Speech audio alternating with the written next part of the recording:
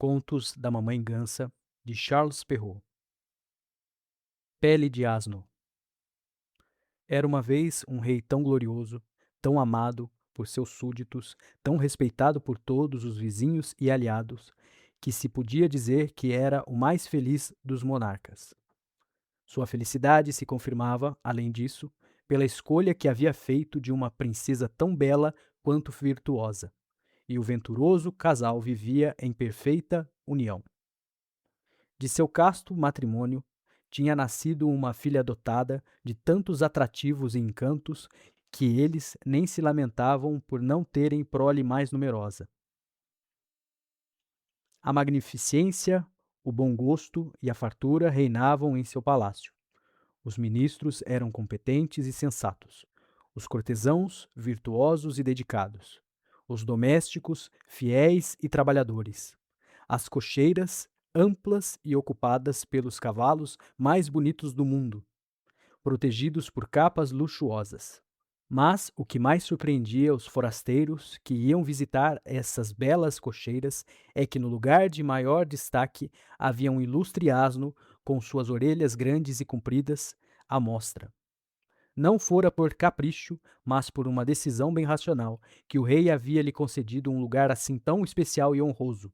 As virtudes desse raro animal mereciam tal distinção, pois a natureza o fizera tão extraordinário que sua cama de palha, em vez de amanhecer imunda, todos os dias aparecia coberta por uma profusão de belas e valiosas moedas.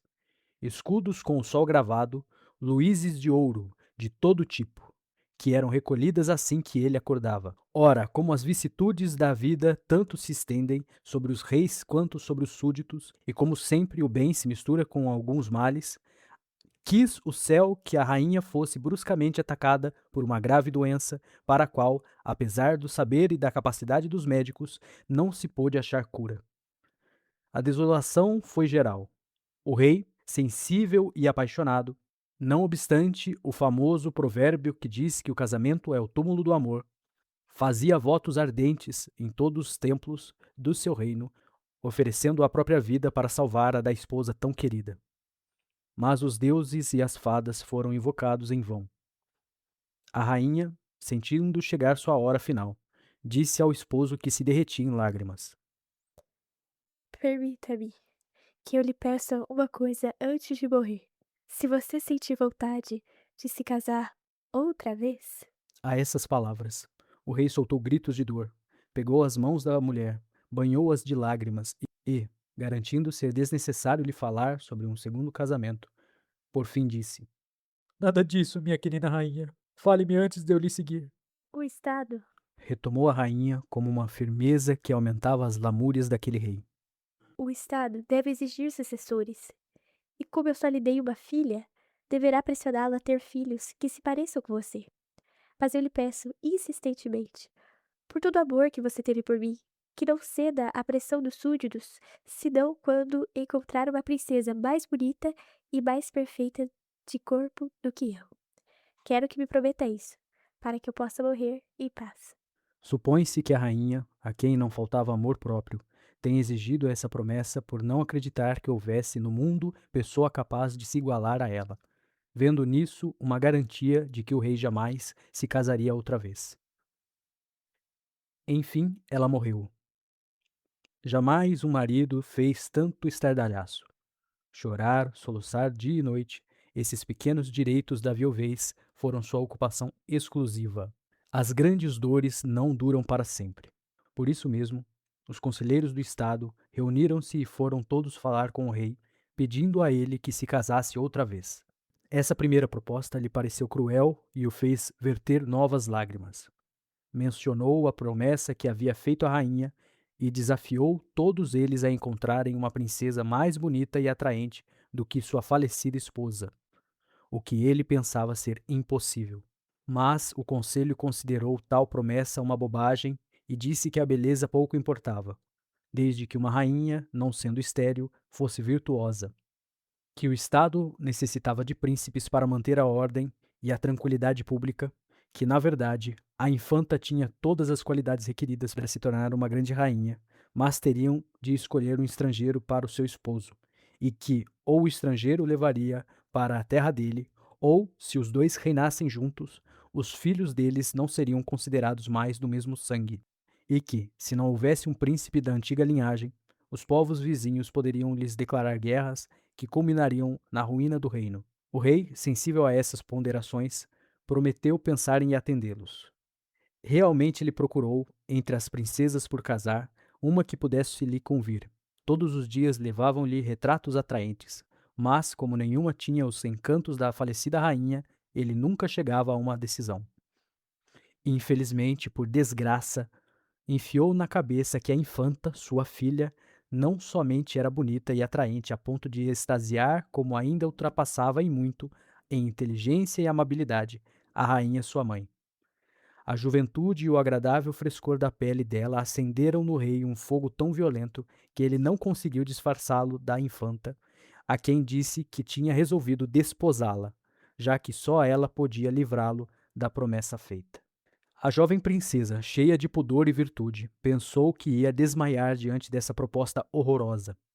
Jogou-se aos pés do rei, seu pai, e lhe implorou com toda a força que encontrou no próprio espírito que não a forçasse a cometer tal crime. O rei, com esse projeto esquisito na cabeça, havia consultado um velho druida para deixar em paz a consciência da princesa. Esse druida, menos religioso que ambicioso, sacrificou os interesses da inocência e da virtude à honra de ser confidente de um grande rei, em cujo espírito ele se insinuou com tanta astúcia, atenuando de tal modo a enormidade do crime a ser cometido, que o convenceu até mesmo de que se casar com a própria filha era um ato de caridade. O rei despediu-se com um abraço, lisonjeado pelas palavras desse celerado, e saiu do encontro ainda mais decidido a levar a sua intenção adiante. Deu ordens de que a infanta, portanto, se preparasse para obedecê-lo. A jovem princesa, tomada por um sofrimento profundo, não pensou em outra coisa senão ir se encontrar com sua madrinha, que era a fada dos lilazes. Para isso, partiu na mesma noite num belo cabriolé, puxado por um grande carneiro que sabia todos os caminhos. E felizmente chegou lá. A madrinha, que adorava a infanta, disse que já sabia de tudo o que ela viera a lhe contar e que não se preocupasse, pois nada poderia atingi-la se executasse fielmente o que seria prescrito. Seria, de fato, um grande erro, minha querida afilhada, Disse-lhe ela. casar-se com seu pai. Mas você pode evitar isso sem contradizê-lo. Diga a ele que é preciso que lhe dê, para atender a um capricho seu, um vestido da cor do tempo. Apesar de todo o amor e de todo o poder que tem, ele jamais o conseguirá. A princesa agradeceu devidamente à madrinha e já no dia seguinte, de manhã cedo, pediu ao rei o que a madrinha havia lhe conselhado, afirmando que não obteria dela nenhum consentimento a menos que ela pudesse ter um vestido da cor do tempo. O rei, entusiasmado pela esperança que ela lhe dava, reuniu os costureiros mais famosos e encomendou esse vestido, sob uma condição: se não o conseguissem fazer, mandaria enforcar todos eles. Nem o belo azul do firmamento, quando rodeado por nuvens douradas, era mais belo do que o belo vestido que lhe mostraram. A princesa, toda aflita por causa disso, não sabia como sair daquela enrascada. O rei a pressionava, exigindo a sua decisão. Foi preciso recorrer mais uma vez à madrinha, que então lhe disse, surpresa por seu conselho secreto não ter surtido efeito, para tentar pedir um vestido da cor da lua. O rei, que nada podia recusar à filha, mandou chamar os artesãos mais habilidosos e encomendou-lhes um vestido da cor da lua, com tal urgência que entre o pedido ser feito e a entrega efetuada não se passaram nem 24 horas. A infanta, mais encantada com o soberbo vestido do que com as delicadezas do rei seu pai, mostrou toda a extensão de seu sofrimento quando se viu a sós com sua ama e suas damas de companhia. A fada dos lilazes, que sabia de tudo, veio em socorro da princesa aflita e lhe disse: Pode ser que eu esteja muito enganada, mas acho que, se você pedir um vestido da cor do sol, ou conseguiremos desencorajar o rei seu pai, pois ele jamais poderá mandar fazer tal vestido, ou pelo menos ganharemos tempo. A infanta concordou e pediu o vestido. O rei, apaixonado, sem nunca se lastimar, deu todos os diamantes e rubis de sua coroa como contribuição para a soberba obra. ordenando que nada fosse poupado para tornar o vestido igual ao sol. Desse modo, tão logo foi exibido, todos que o viram foram obrigados a fechar os olhos, tamanho era o seu brilho. É dessa época que datam os óculos escuros e o vidro fumê. Como reagiu a infanta a tal visão? Nunca se tinha visto nada tão belo, tão artisticamente trabalhado. Ela ficou confusa e, a pretexto de estar com os olhos doendo, recolheu-se em seu quarto, onde a fada a esperava, mais envergonhada do que nunca.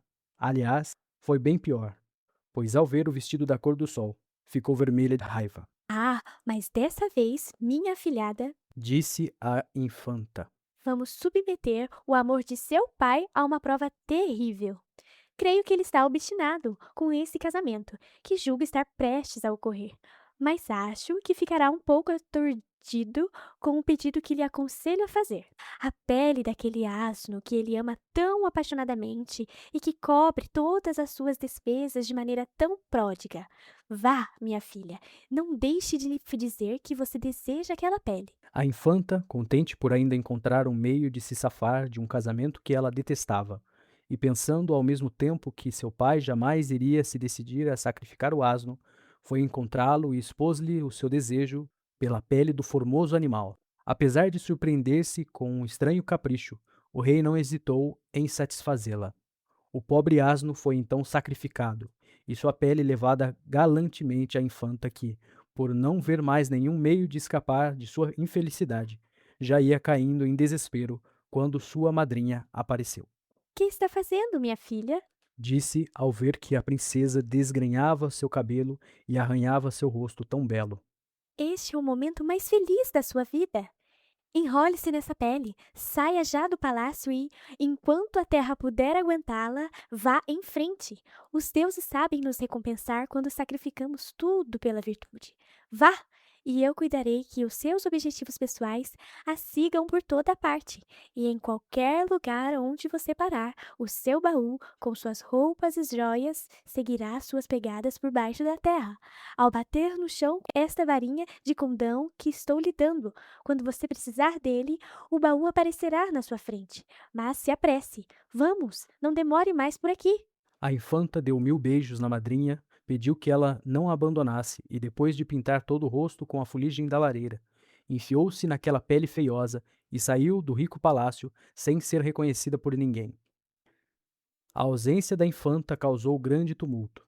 Em desespero, o rei, que tinha mandado preparar uma magnífica festa, estava inconsolável e ordenou que mais de 100 soldados e mais de 1000 mosqueteiros partissem no encalço da filha. Mas a fada, que a protegia, a tornou invisível às buscas mais cuidadosas, não restando ao rei senão se consolar. Durante todo esse tempo, a infanta caminhou. Seguiu para muito longe, bem longe, ainda mais longe, procurando por toda parte um lugar, embora, por caridade, lhe dessem de comer, achavam-na tão imunda que ninguém a queria em casa. Entretanto, ela chegou a uma bonita cidade, em cuja estrada havia uma chácara. A mulher que a arrendava precisava de uma ajudante para lavar panos de pratos, tratar dos perus e limpar o coxo dos porcos. Vendo a viajante tão maltrapilha, essa mulher lhe propôs trabalhar para ela, o que a infanta aceitou com o coração em festa. Tão cansada estava de suas andanças. Puseram-na num canto afastado da cozinha, onde nos primeiros dias se expôs às brincadeiras grosseiras da criadagem, pois sua pele de asno a fazia parecer repugnante e suja. Por fim, as pessoas se acostumaram com ela, que, aliás, se mostrou tão aplicada na execução de seus deveres que a chacareira a tomou sob proteção. Era ela quem guiava os carneiros, na hora em que era preciso, para entrar no cercado. Era ela quem levava os perus para pastar, com um desembaraço tão grande que até dava a impressão de jamais ter feito outra coisa na vida. Sob suas belas mãos, tudo progredia. Certo dia, sentada junto a uma fonte clara onde muitas vezes ia para se lamentar de sua triste situação, ela sentiu o impulso de se olhar na água e se assustou com a horrorosa pele de asno que lhe servia de cabeleira e de roupa. Envergonhada do disfarce, lavou o rosto e suas mãos, que se tornaram mais brancas que o marfim, readquirindo sua bela pele todo o frescor natural. A alegria de se redescobrir tão bonita lhe deu vontade de se banhar na fonte, o que ela fez. Depois, porém, teve de pôr de novo a sua indigna pele para voltar à chácara. O dia seguinte, por sorte, era um dia de folga e assim ela teve tempo para pegar seu baú, retirar os produtos de beleza, perfumar-se e pentear o cabelo e pôr seu lindo vestido da cor do tempo. O quartinho dela era tão apertado que ela nem conseguiu estender toda a cauda do maravilhoso vestido. Havia tanta razão para a bela princesa se contemplar e se admirar que, para afastar o tédio, ela resolveu sempre usar um de seus lindos vestidos, variando-os nos domingos e feriados. Cumpriu isso à risca.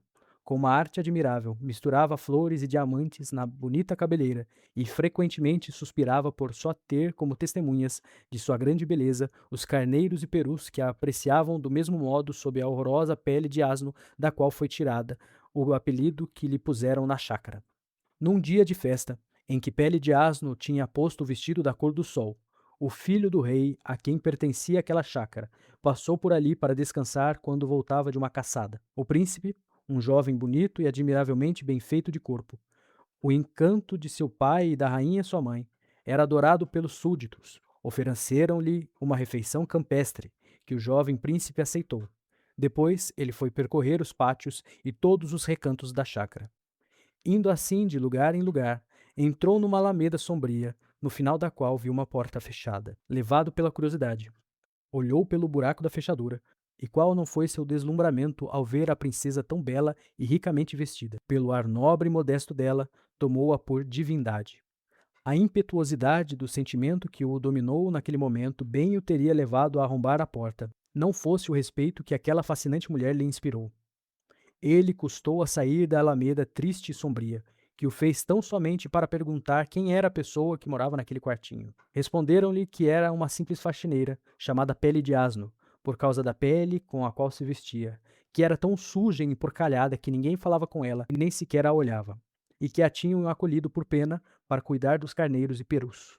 O príncipe, insatisfeito com o esclarecimento, logo viu que aquelas pessoas grosseiras não sabiam de nada e que era inútil interrogá-las. Voltou, pois, ao palácio do rei, seu pai, mais apaixonado do que nunca, e tendo continuamente diante dos olhos a bela imagem da divindade que ele tinha visto pelo buraco da fechadura. Arrependido de não ter batido na porta, prometeu a si mesmo que, da próxima vez, não deixaria de fazer isso. Mas a agitação de seu sangue, causada pelo ardor da paixão, causou-lhe na mesma noite uma febre tão terrível que, sem demora, ele ficou em péssimo estado. A rainha sua mãe, tendo apenas esse filho, já perdia as esperanças, pois todos os remédios revelavam-se inúteis. Em vão ela prometeu aos médicos grandes recompensas, por mais que se concentrassem no caso. Mesmo com todo o seu saber, nada curava o príncipe. Suspeitaram, por fim, que a causa de todo aquele estrago fosse um desgosto mortal. Comunicaram isso à rainha, que, enternecida pelo filho, foi-lhe suplicar que dissesse qual a origem de seu mal. Se fosse algo relativo à transmissão da coroa, o rei, seu pai, desceria de bom grado do trono para fazê-lo ascender. Se ele desejasse alguma princesa, mesmo que fosse necessário travar guerra contra o rei pai dela, do qual tivessem boas razões para se queixar, sacrificariam tudo para obter o que ele desejava. Mas ela implorava que ele não se deixasse morrer, pois da vida do filho dependia a dos pais. A rainha não pôde chegar ao fim desse tocante discurso sem molhar o rosto do príncipe com uma torrente de lágrimas. Madame, disse-lhe enfim o príncipe com voz muito fraca. Não sou assim tão desnaturado para desejar a coroa do meu pai. Queira Deus ele tenha muitos anos de vida e que eu seja sempre o mais fiel e o mais respeitoso dos seus súditos. Quantas princesas que me oferece, ainda nem pensei em me casar. A senhora bem sabe que, submisso como sou às suas vontades, eu a obedecerei para sempre. Custe-me o que custar, Ah, meu filho, replicou a rainha. para mim, para salvar a sua vida, nada tem preço. Mas salve você agora, a minha e a do rei seu pai, declarando-me o que deseja, e pode estar certo que lhe será concedido. Pois bem, madame, se preciso lhe declarar o que tenho em mente, disse ele, vou obedecê-la. Eu cometeria um crime se pusesse em perigo dois seres que me são caros. Sim, sim, minha mãe, tenho um desejo. Que Pele de Asno faça um bolo para mim e quando ele estiver pronto, que ela o venha trazer. A rainha, espantada com esse nome estranho, perguntou a ele quem era Pele de Asno. Madame, disse um dos serviçais, que por acaso já tinha visto a moça. Ela é um bichinho mais feio que existe depois do lobo. É uma pele negra, uma asquerosa que mora na sua chácara e toma conta dos perus que pertencem à senhora, Que importa? disse a rainha. Quem sabe meu filho, ao voltar à caçada, comeu algum bolo feito por ela. É um capricho de duende. Em suma, quero que essa pele de asno, já que essa tal pele de asno existe, faça imediatamente um bolo para ele. Correram à chácara para chamar Pele de Asno a mandá-la fazer o melhor bolo possível para o príncipe. Alguns autores garantem que, no momento em que o príncipe pôs o olho na fechadura, Pele de Asno percebeu que depois, olhando por sua janelinha e vendo ser o príncipe tão jovem, tão bonito e tão bem feito de corpo, a imagem ficou gravada em sua mente, e muitas vezes essa lembrança já lhe tinha arrancado alguns suspiros. Fosse como fosse, se Pele de Asno ouviu ou se ouviu elogios feitos com frequência a ele, o fato é que, contente por encontrar um modo de se tornar conhecida, ela logo se trancou no quarto, jogou de lado a horrenda pele, lavou o rosto e as mãos, penteou os cabelos dourados, pôs o belo e brilhante corpete prateado, uma saia que combinava e começou a fazer o bolo tão desejado, usando a farinha mais pura, manteiga fresca e ovos. De propósito ou não, enquanto ela trabalhava, um anel escorregou de seu dedo misturando-se à massa. Assim que o bolo ficou pronto, ela o deu, já enfiada em sua pele horrorosa, ao serviçal da rainha, a quem pediu notícias do príncipe. O homem, porém, não se dignou a responder e saiu às pressas para levar o bolo ao príncipe. Avidamente, o príncipe o pegou das mãos do homem, comeu com tal animação que os médicos, estando presentes, ousaram dizer que aquela fúria não era de bom sinal. Na verdade, o príncipe quase engasgou com o anel, que encontrou de repente dentro de uma fatia, mas facilmente o tirou da boca. E o ardor que devorava o bolo arrefeceu quando passou a examinar a fina esmeralda montada num aro de ouro tão estreito que, ele concluiu, só poderia ser do dedo mais bonito do mundo. 1000 vezes beijou o anel, que guardou embaixo do seu travesseiro, de onde o tirava a todo instante, quando acreditava que ninguém o via. Como se atormentou, imaginando um meio de poder estar com aquela em quem o anel servisse. Se solicitasse a presença de Pele de Asno, que fizera o bolo pedido por ele, não acreditava que o atendessem nesse desejo, nem ousava revelar o que tinha visto pelo buraco da fechadura, temendo que zombassem dele e o tomassem por fantasioso. Com todas essas ideias a atormentá-lo, ao mesmo tempo, sua febre voltou ainda mais alta. Os médicos, não sabendo mais o que fazer, declararam à rainha que o príncipe sofria do mal de amor.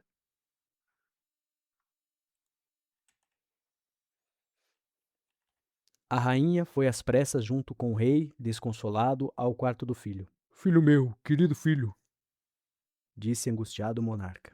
Diga-nos o nome dessa mulher que desejas, e juramos dá-la a você, mesmo que seja a mais infame das escravas. Beijando-o, a rainha confirmou a jura do rei. O príncipe, comovido, com o carinho e as lágrimas dos autores de seus dias, disse: Não tenho o menor desejo de fazer um casamento que desagrade a meu pai e a minha mãe. Para provar quanto isso é verdade, acrescentou, tirando debaixo do travesseiro a esmeralda. Vou me casar com a pessoa em quem este canel couber, seja ela quem for. E nada dá a entender que a mulher que tem um dedo assim, tão bonito, seja uma desajeitada ou uma camponesa. Pegando o anel para examiná-lo com atenção, o rei e a rainha concordaram com o príncipe que, de fato, ele só poderia vir de alguma moça de família rica. Depois de beijar o filho e exortá-lo a ficar bom, o rei saiu e mandou soarem as trombetas, os tambores e os pífaros por toda a cidade, para que seus arautos proclamassem que todas as moças do reino deveriam ir ao palácio apenas para experimentar um anel. Aquela em quem ele servisse se casaria com o herdeiro do trono. Primeiro vieram as princesas, depois as duquesas, as marquesas e as baronesas. Todas tentaram afinar os dedos, mas em vão, porque nenhuma conseguiu pôr o anel. Foi preciso apelar para as costureirinhas, que, fofas como eram, não tinham os dedos muito grossos. O próprio príncipe, que já estava se sentindo melhor, fazia o teste. Por fim, chamaram as camareiras, que também foram reprovadas. Não havia mais ninguém que não tivesse experimentado inutilmente o anel quando o príncipe mandou convocar as cozinheiras, as arrumadeiras e as pastoras. Trouxeram todas, mas em seus dedões vermelhos e curtos, o anel nunca entrava além da unha. Mandaram vir a tal pele de asno que há poucos dias fez um bolo para mim? Perguntou o príncipe. Todos começaram a rir e lhe disseram que não, porque ela era imunda e nojenta. Pois vão buscá-la imediatamente, ordenou o rei. Ninguém dirá que deixei alguém de fora. Entre risos e chacotas, correram à procura da guardadora de perus. Tendo ouvido os tambores e os gritos dos arautos, a infanta tinha mesmo suspeitado de que seu anel fosse a causa de toda aquela algazarra. Ela amava o príncipe e, como amor verdadeiro e livre de vaidades, pôde ter seus receios. Ela vivia o contínuo temor de que houvesse alguma dama de dedo tão fino quanto o dela. Sentiu, pois, uma grande alegria quando foram procurá-la e bateram à sua porta. Desde que soubera que andavam em busca de um dedo no qual o seu anel entrasse, uma esperança secreta a levara a se pentear mais caprichadamente e a vestir seu bonito corpete prateado, com a saia cheia de esmeraldas dispersas, com um redilhado de prata em toda a barra. Tão logo ouviu que batiam e a intimavam para ir estar com o príncipe. Rapidamente voltou a se enfiar em sua pele de asno e abriu a porta. Zombando dela, os mensageiros lhe disseram que o rei a convocava para fazê-la casar com seu filho. Depois, entre gargalhadas sem fim, levaram-na à presença do príncipe, o qual, igualmente espantado com o modo ridículo de se vestir da moça, não conseguia acreditar que ela fosse a mesma que ele tinha visto tão pomposa e bela. Triste e confuso por ter se enganado tanto, ele perguntou: É você que mora no fundo daquela alameda escura, no terceiro pátio da chácara? Sim, senhor. Ela respondeu: Mostre-me sua mão, disse ele, trêmulo e soltando um profundo suspiro. Pudera, e quem não ficaria surpreso? Assim ficaram não só o rei e a rainha, mas também todos os conselheiros e os nobres da corte, quando sob aquela pele negra e imunda despontou uma delicada mãozinha, toda branca e cor-de-rosa, onde o anel entrou sem esforço no dedinho mais bonito do mundo. Por um ligeiro movimento que a infanta fez, a pele de asno foi ao chão e ela surgiu com uma beleza tão esfuziante que o príncipe mesmo, ainda fraco, atirou-se aos seus pés e agarrou-se aos joelhos dela com um ardor que a fez corar. Mas quase ninguém notou, pois o rei e a rainha haviam corrido para enchê-la de 1000 beijos, perguntando-lhe se queria se casar com o filho deles. A princesa, confusa com tantas carícias e com o amor que o príncipe formoso e jovem lhe devotava, preparava-se para agradecer a eles quando o teto do salão se abriu e a fada dos lilazes, descendo de um carro feito de galhos e flores do arbusto, com seu nome, contou a história da infanta com uma graça infinita. O rei e a rainha, contentíssimos por constatar que Pele de Asno era uma grande princesa, redobraram as carícias. Já o príncipe foi ainda mais sensível à virtude da princesa, e seu amor aumentou com o que ele veio a saber. Era tamanha a impaciência do príncipe para se casar com a princesa que ele concedeu pouco tempo para os preparativos necessários à grandiosa cerimônia. O rei e a rainha, ambos loucos pela nora, não se cansavam de mimá-la e a tinham constantemente nos braços. Ela havia declarado que não poderia se casar com o príncipe sem o consentimento do rei seu pai. E ele, assim, foi o primeiro a quem enviaram um convite, sem que lhe fosse dito, porém, que ela era a noiva. A fada dos lilazes, que comandava tudo, tal como devia ser, é que exigira isso, por temer as consequências. Vieram reis de todos os países, uns em palanquins, outros em cabriolés. Os das terras mais distantes, montados em elefantes, em tigres, em águias. Mas o mais magnífico e o mais poderoso foi o próprio pai da infanta, que felizmente tinha esquecido seu amor desregrado e se casado com uma rainha viúva, muito bela, com quem não tivera filhos. A infanta correu para recebê-lo, ele logo a reconheceu e a beijou com grande ternura, antes que ela tivesse tempo de se jogar aos seus pés. O rei e a rainha lhe apresentaram um príncipe que ele tratou com muita amizade. As núpcias foram celebradas com toda a pompa imaginável. Os jovens casados, pouco se importando com essas magnificências, não olhavam senão um para o outro. O rei, pai do príncipe, fez corar seu filho nesse mesmo dia e, beijando-lhe as mãos, colocou-o no trono apesar da resistência desse filho bem-nascido, a quem cabia obedecer. Os festejos do ilustre casamento duraram quase 3 meses. Mas o amor dos dois ainda perduraria, tão grande ele era, se 100 anos depois eles não tivessem morrido. Moral: o conto Pele de Asno é difícil de acreditar, Mas enquanto no mundo houver criancinhas com as mamães e as avozinhas, sua lembrança há de voltar.